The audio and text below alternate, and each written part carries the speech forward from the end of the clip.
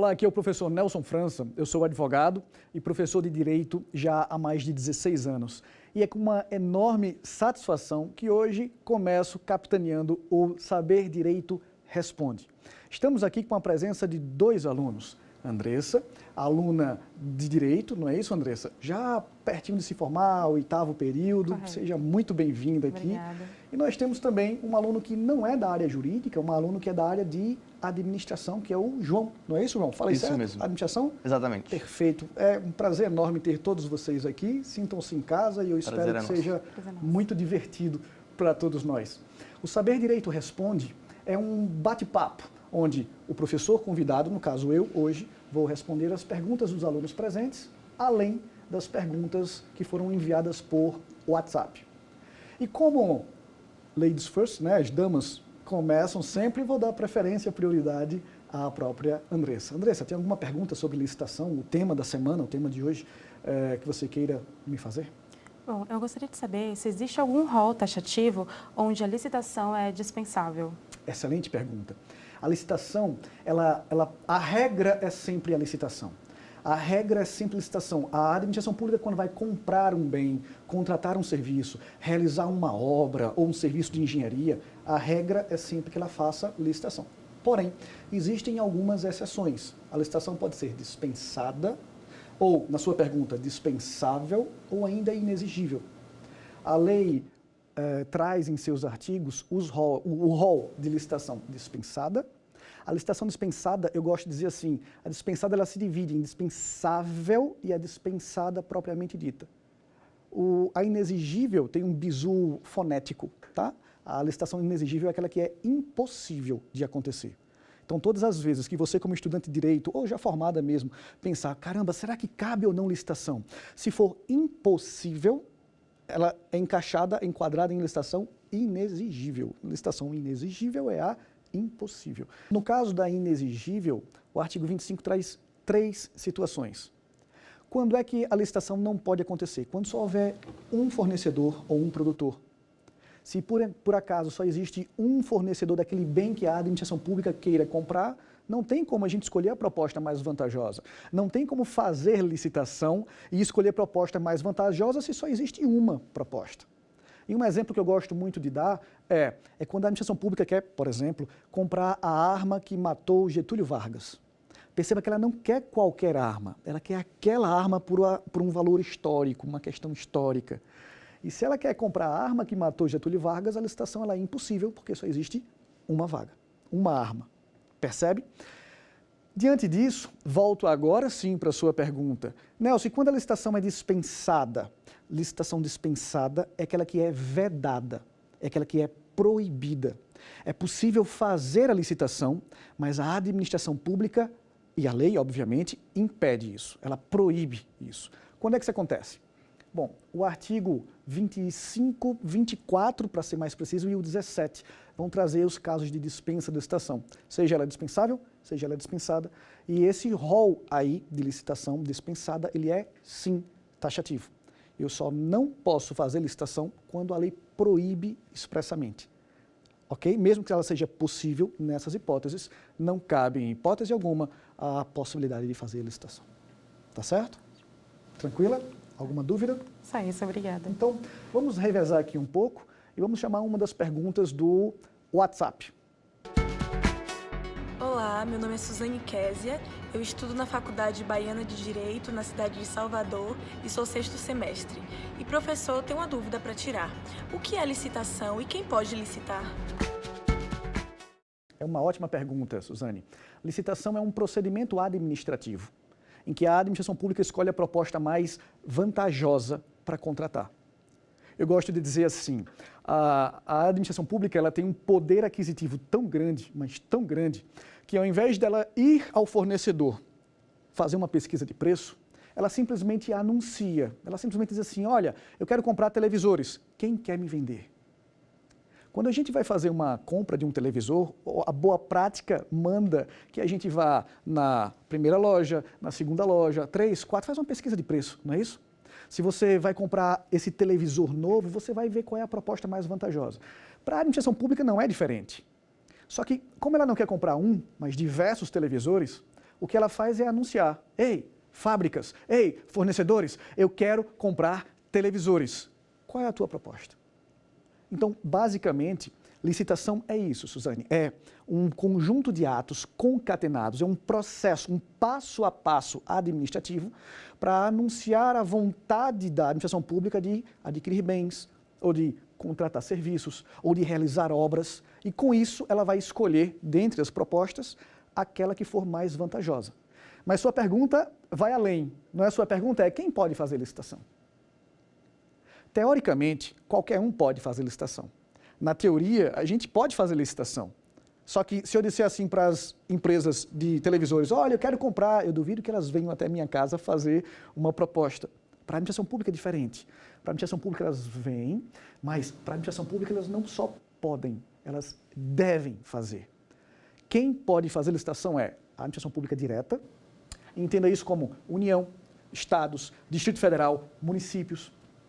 Além disso, a administração pública indireta, quem seriam elas? As autarquias, as fundações públicas, as empresas públicas e as sociedades de economia mista. Como se não bastasse, também devem fazer licitação. Além da administração pública direta e indireta, as pessoas jurídicas de direito privado, mas controladas pela administração pública. Então, uma Transpetro, por exemplo, ela é regida pelo direito privado, mas por ser controlada pela administração pública, ela deve sim fazer licitação. E um último item, né, os fundos especiais controlados pelo governo também devem se sujeitar às licitações. Ok? Excelente pergunta, parabéns. Vamos então para a pergunta do meu segundo convidado, a pergunta de João. João, mais uma vez, obrigado pela sua presença. Obrigado também, professor, pela oportunidade. Dúvidas? Então, professor, eu queria primeiro saber quais são os tipos de licitação listados na lei. Excelente. Quais são os tipos de licitação previstos em lei?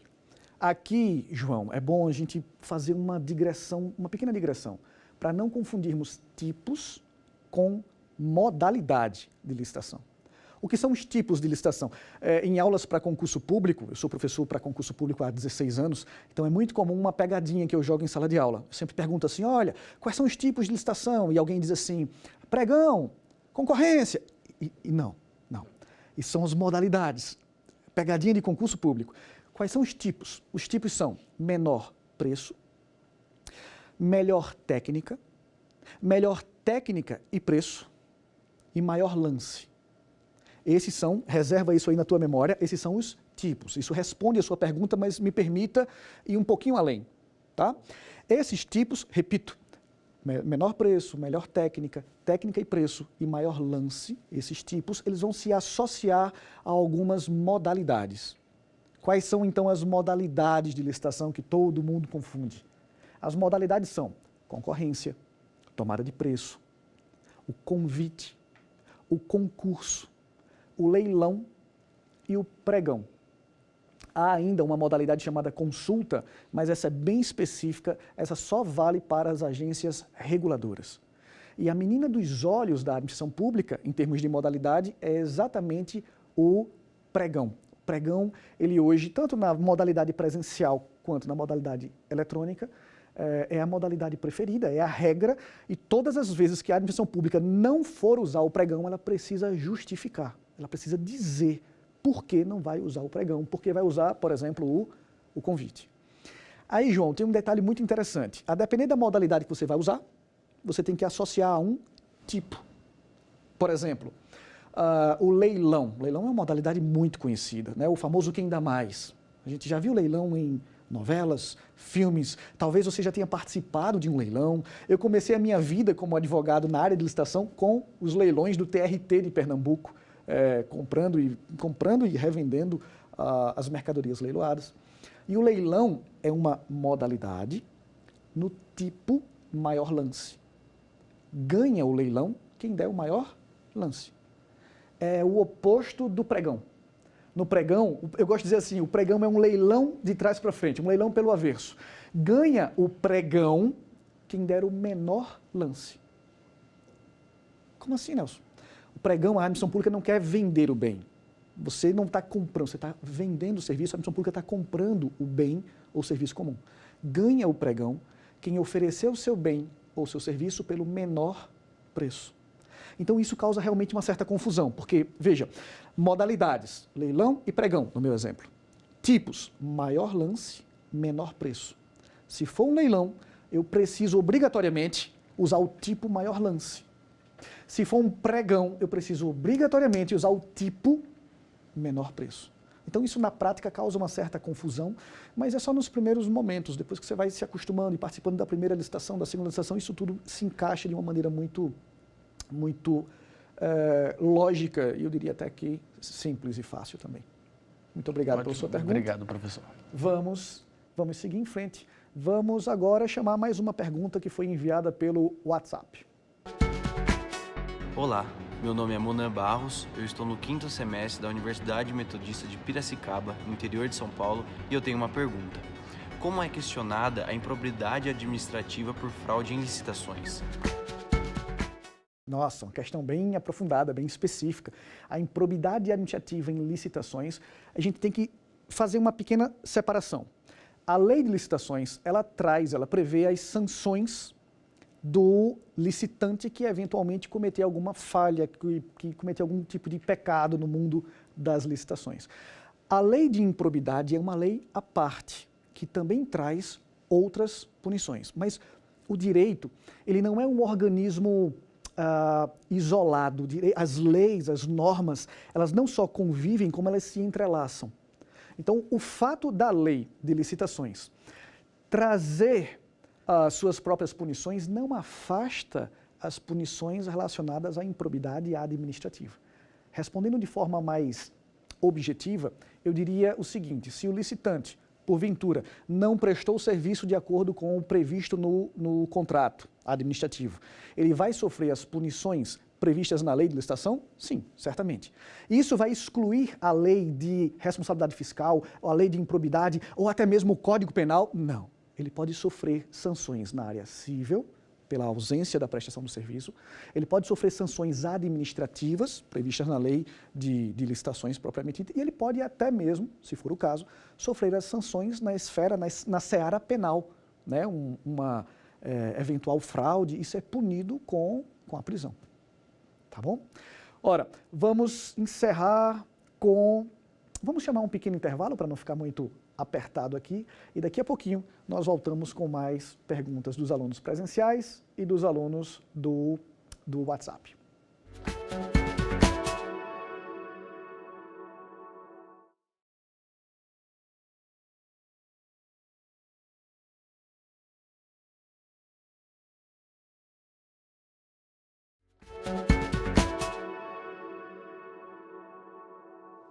Estamos de volta com o Saber Direito Responde, hoje na presença da aluna de Direito, Andressa, e do aluno de Administração, João.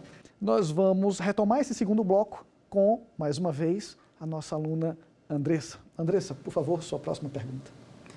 O fato de o fornecedor reter a patente de um produto torna a licitação inexigível? Excelente. A licitação será inexigível, lembra, do bizu sonoro, sempre que ela for impossível de se realizar. Então, se essa patente der ao fornecedor um uso exclusivo do seu bem, por exemplo, não tem como a administração pública usar ou... eu vou ignorar aqui o fato de ela poder quebrar a patente, tá? Mas se ela não tiver como usar o bem ou o serviço de uma outra pessoa graças à patente, sim, a licitação será impossível e, consequentemente, inexigível. A gente só tem que tomar cuidado com isso, porque já aconteceu no passado da patente de remédios, por exemplo, em governos anteriores, serem quebradas em prol do interesse público, do interesse comum. Então, enquanto aquela patente persistia, a administração pública não tinha a opção de escolha do fornecedor. O dono da patente era o detentor do direito exclusivo e a licitação era impossível. Mas existe a possibilidade no direito, se houver um interesse comum se sobressaindo para o interesse particular, da patente ser quebrada e, consequentemente, vários laboratórios, na hora do remédio, por exemplo, né, fornecer esse bem e a licitação deixaria de ser impossível. Consequentemente, passaria da licitação impossível para a licitação obrigatória, para a regra geral de licitações. Ok? Diante disso, vamos passar para a próxima pergunta, dessa vez para um dos alunos que enviaram sua pergunta pelo WhatsApp.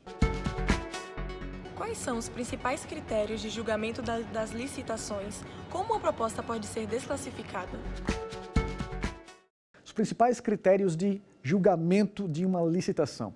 A licitação ela pode ser julgada, na verdade, por um grande critério, que é o critério objetivo do edital. O edital, segundo o saudoso Eli Lopes Meireles, é a lei da licitação.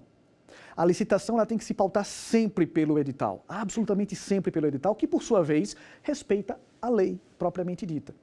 Mas todas as vezes que o edital surge, ele vai trazer o objeto, o tipo, a modalidade de licitação, ele vai trazer as especificações do produto ou do serviço a ser contratado. E diante dessas especificações, a administração pública precisa se pautar e cumprir essa regra. Todas as vezes que o particular, por algum motivo, foge do que está previsto no edital, a sua proposta será desclassificada. Eu vou te dar um exemplo. Imagine que a administração pública ela quer comprar tubos ou tubos de ensaio, ou eu vou usar um pouco a minha seara na área de saúde, tá? Ela quer comprar seringas de um determinado tamanho para os hospitais. E aí um dos fornecedores, um dos participantes, um dos licitantes, resolve colocar uma seringa um pouco menor do que o especificado no edital. Se está menor do que o especificado, não atende às condições previstas no edital e essa proposta, consequentemente, será dispensada.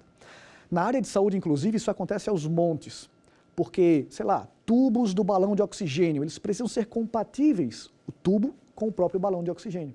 Se o fornecedor licitante oferece um tubo que não tem essa compatibilidade prevista no edital, a sua proposta será necessária e obrigatoriamente desclassificada. Diante disso, vamos para a pergunta de João. João, manda bala, atira o pau no gato. Professor, quando foi instituído o pregão e por que ele se tornou a modalidade mais utilizada da administração? Legal. Só em 2002 surgiu a modalidade pregão. Era uma modalidade que tentava desafogar, de ganhar agilidade e segurança nos processos licitatórios. E, inicialmente, ela só valia para a União, mas rapidamente, devido à sua dinâmica, sua agilidade, sua segurança, rapidamente foi estendida para os demais entes políticos da federação e os entes da administração pública indireta. E por que, respondendo a pergunta de João de forma mais completa, por que ela ganhou tanta notoriedade? Porque hoje ela é a menina dos olhos, especialmente o pregão eletrônico. De 2002 para cá, por que ele ganhou tanta notoriedade? Porque além de muito ágil, o pregão ele é muito seguro. Burlar um pregão é muitas e muitas vezes mais difícil, eu diria até improvável se for eletrônico, do que um convite, do que uma tomada de preço, ou até mesmo do que uma concorrência. Então, graças à diminuição dos custos, diminui também o ciclo de compra, como ele é mais ágil, a administração pública começa e termina a licitação muito mais rapidamente. E o mais bacana, para quem está do outro lado do balcão, o mais bacana para quem é o particular licitante que quer oferecer seu bem ou seu serviço, é que o pregão ele abre o campo para que qualquer pessoa, em qualquer ponto do país, ou até mesmo fora do país, como é o meu caso, possa participar do pregão eletrônico. Isso tem dado à administração pública uma grande agilidade, mas também tem dado ao mercado privado uma grande possibilidade de enriquecimento lícito, legítimo e aumento de competitividade. Bom, diante disso, vamos aproveitar esse tempo para passar para mais uma pergunta que foi enviada por WhatsApp. O que é uma escada de serviços? Qual a importância da renda recorrente? Excelente pergunta. Meu amigo assistiu à 5ª aula do Saber Direito, e lá a gente apresenta um conceito novo, um conceito meu, de escada de serviços. Andressa, por exemplo, está se formando agora. Ela está no 8º período. E eu me lembro como se fosse hoje, quando eu saí da condição de estudante para a condição de desempregado. Deus te livre desse dia, tá? Dessa situação incômoda, mas foi o que aconteceu comigo. E eu não tinha a visão que eu tenho hoje, eu acredito que hoje é minha obrigação prolatar isso, difundir isso o máximo possível. O que eu percebo hoje, depois de mais de uma década de trabalho, é que as grandes empresas, não só jurídicas, mas empresas e escritórios, eles possuem alguns pontos em comum, que na área jurídica eu estou chamando de escada de serviços. O que é a escada de serviços? Bom, o que é que normalmente o recém-formado faz? Ele, quando sai, se tiver um dinheirinho, ele vai montar o seu escritório ou vai dividir o local com os amigos recém-formados, vai colocar aquela mesa linda, um computador e tudo mais, e depois vai ficar fazendo aquela torcida para que o cliente entre. Pior, ele vai para o Instagram, ele vai para o Facebook, ele vai para o Twitter para colocar frases do código que ele atua e ensinar um pouquinho, já que o Conselho de Ética não deixa que ele faça propaganda de forma aberta, sem ensinar nada. Mas perceba que todo advogado hoje em dia está fazendo isso. Todo advogado hoje em dia ele vai para o Instagram e diz assim, olha, o artigo tal do código tal fala isso, olha a nova lei sobre... tal. E se todo mundo está fazendo, você não se diferencia. O que é a grande vantagem da escada de serviços? A grande vantagem da escada é você partir sempre do ponto de vista do seu cliente potencial. A primeira coisa que você precisa fazer para ter um escritório ou até mesmo uma empresa mais robusta é como é que eu posso contribuir e transformar, ajudar a vida do meu cliente potencial. Eu vou dar o exemplo da licitação, tá? A minha praia. Meus clientes potenciais são empresas que queiram aumentar o faturamento através das vendas para o governo, através de licitação. Então, a primeira coisa que eu faço é ir até o cliente, eu não fico praticando o chamado marketing de esperança, eu não fico lá no escritório torcendo para que alguém entre, não. Quem é o meu público? Como é que eu posso transformar a vida dele? Ah, caramba, são empresários, tá. Então, qual é o empresário que eu posso ter acesso? Micro, pequeno, médio, não importa. E aí eu vou para ele, vou até ele, apresentar a oportunidade que talvez ele nem conheça.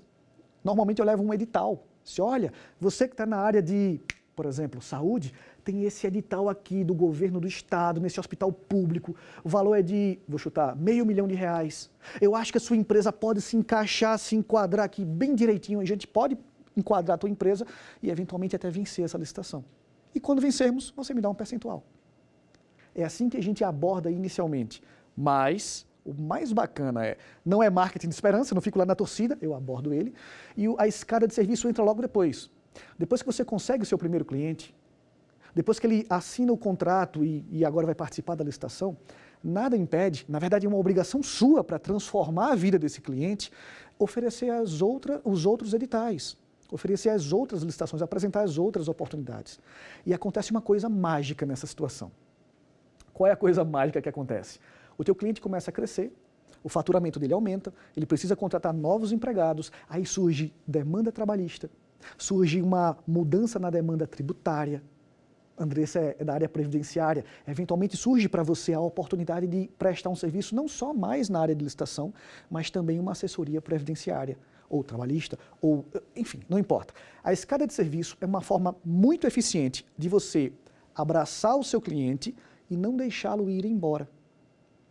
Normalmente o que é que acontece? Eu tenho um problema previdenciário, eu preciso de um auxílio-doença, e aí a Andressa vai, resolve o problema, ele fica feliz, mas ele vai embora. E no mês que vem você precisa de outro cliente com outro auxílio, com outro sabe-lá-Deus o quê, para poder ganhar dinheiro de novo. E se você monta a sua escada de serviços com aqueles pacotes que só você sabe, eu não sei, mas você é uma tarefinha de final de semana, você montar a escadinha, o que é que eu posso oferecer? Depois que ele conseguir essa pequena vitória, o que é que eu posso dar mais? Depois que ele crescer um pouco mais, o que é que eu posso, qual é a relação jurídica que pode ser criada para que ele sempre esteja satisfeito e crescendo contigo? Todas as vezes que o cliente cresce por causa do teu serviço, certamente ele não te vê como um peso, como uma despesa, e sim como um ativo, e sim como um motor propulsor. E isso faz com que o seu escritório cresça mais rapidamente e principalmente com mais segurança. E isso gera a segunda pergunta do meu amigo na internet, né, no WhatsApp. Isso gera uma renda recorrente.